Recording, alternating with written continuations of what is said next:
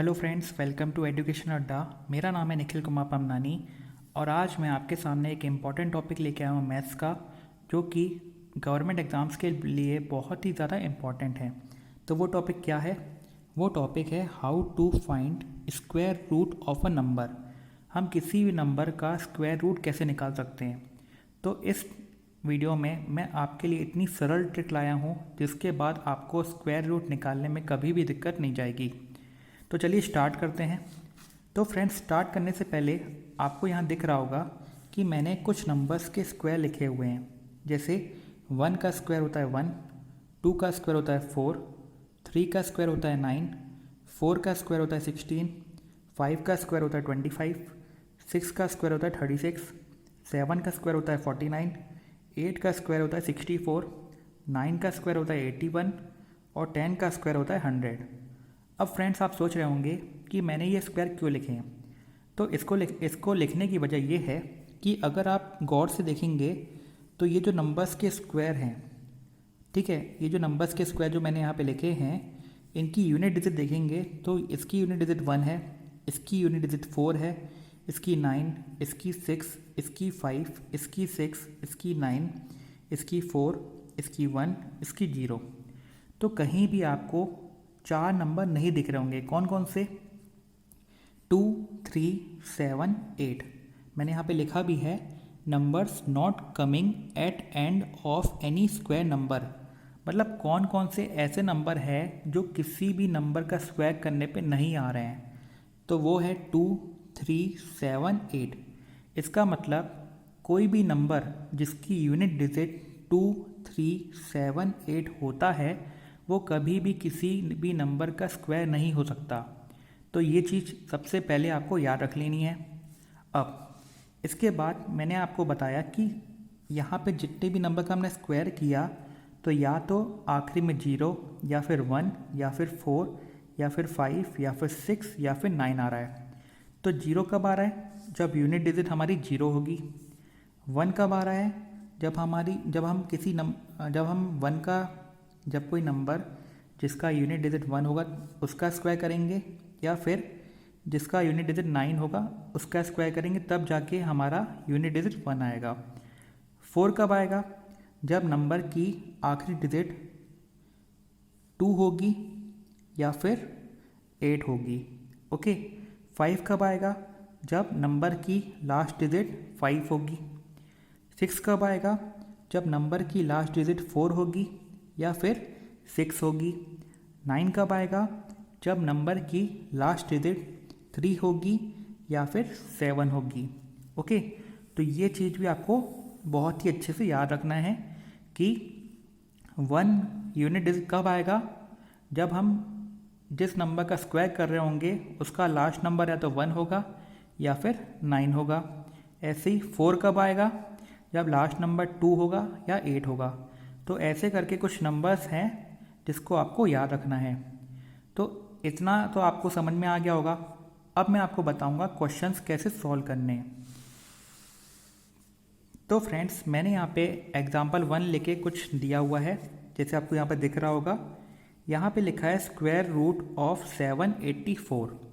अब 784 का square root आपको कैसे निकालना है? तो आपको कुछ भी नहीं करना है। सबसे पहले 784 की जो लास्ट 2 डिजिट है, लास्ट 2 डिजिट दिख रही है आपको, ये 84, उसको आपको मार्क कर लेना है। अब आपने मार्क कर लिया तो 784 में आपको लास्ट नंबर क्या दिख रहा है? आपको लास्ट नंबर यहाँ पे दिख रहा होगा 4। और 4 कब आता है? 4 आता है जब लास्ट में 2 हो या फिर 8 हो। तो यहाँ पे हम मार्क कर लेंगे, ठीक है, यहाँ पे हम मार्क कर लेंगे 2 एंड 8, ठीक है। या तो 2 होगा या फिर 8 होगा। अब इसके बाद जो हमारे पास जो नंबर बच गया, कौन सा नंबर बच गया? 7 बच गया। ओके। तो इस 7 का क्या काम है? इसका काम ये है कि 784 सिंगल डिजिट नंबर का तो स्क्वायर होगा नहीं, वो हमेशा डबल डिजिट का ही होगा स्क्वायर। तो ये जो हमारी यूनिट डिजिट है इसके पहले कोई ना कोई नंबर आ रहा होगा। ओके। तो कोई ना कोई नंबर आ रहा होगा। तो इस 7 का काम मैं आपको बता रहा हूँ। ये जो 7 हमारा बच चुका है, हमें ऐसा नंबर ढूंढना है कि जिसका हम स्क्वायर करें तो वो 7 आए या 7 से कम आए। ठीक है, कौन सा? 7 आए या 7 से कम आए। तो ऐसा कौन सा नंबर है? जैसे अगर हम 2 का स्क्वायर करते हैं तो 2 का स्क्वायर क्या आता है? 4 आता है। और 3 का स्क्वायर करते हैं तो 9 आता है। तो 7 9 से छोटा है, और लेकिन 4 जो है वो 7 से छोटा है। मतलब हमें 7 लेना है, 7 से कम वाला लेना है। तो 7 से कम वाला यहाँ पे कौन है? 4 है। ओके, तो हम क्या लेंगे? कौन सा नंबर लेंगे? 2। तो वो नंबर कौन सा है? 2, जिसका स्क्वायर कर रहे हैं तो 7 से कम आ रहा है। तो या तो 784 का जो स्क्वायर रूट है 22 होगा या फिर 28 होगा। ओके, तो अब आप सोच रहे होंगे कि हमारे सामने दो पॉसिबिलिटी आ गई हैं। कौन कौन सी? 22 या 28। अब मैं आपको बताता हूँ फाइनल कि कौन सा नंबर हमारा 784 का स्क्वायर रूट होगा। तो फ्रेंड्स, यहाँ पे आपको याद होगा कि हमने यहाँ पे 2 नंबर लिया है। कौन सा नंबर लिया है? 2 नंबर लिया है। तो 2 के आगे क्या आता है? 2 के आगे आता है हमारा क्या? 3। क्या आता है? 3। तो इनका हम मल्टीप्लिकेशन करते हैं तो हमें मिलता है 6। अब यहाँ पे जो नंबर है 7, ये 6 से क्या है? बड़ा है। जब बड़ा है तो हमें कौन सा लेना है? बड़ा नंबर लेना है। कौन सा नंबर लेना है? बड़ा नंबर लेना है। अगर यहाँ पे जो नंबर था वो इस नंबर से छोटा होता तो हम छोटा नंबर लेते, लेकिन अभी यहाँ पे कौन सा नंबर है? 7, जो कि 6 से बड़ा है। तो हम लेंगे बड़ा नंबर, और बड़ा नंबर कौन सा है? 28।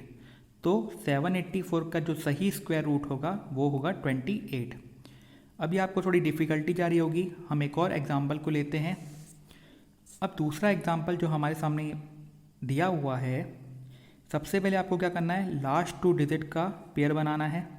जैसे हमने यहाँ पे बना लिया लास्ट 2 डिजिट का पेयर। अब लास्ट 2 डिजिट का पेयर बना लिया तो यहाँ पे लास्ट डिजिट कौन सी है? 9। अब 9 कब आता है? जब किसी नंबर की लास्ट डिजिट क्या हो? जब किसी नंबर की लास्ट डिजिट क्या हो? 3 या फिर 7।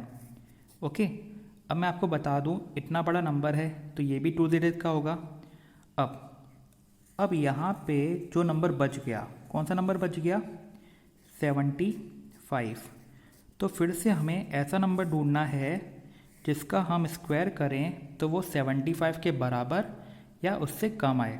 तो ऐसा कौन सा नंबर है जो 75 का जिसका स्क्वायर किया जाए तो वो 75 के बराबर या कम आए? तो जैसे हम 8 का स्क्वायर करते हैं तो 8 का स्क्वायर करने पे हमें मिलता है 64, और 9 का स्क्वायर करते हैं तो मिलता है 81।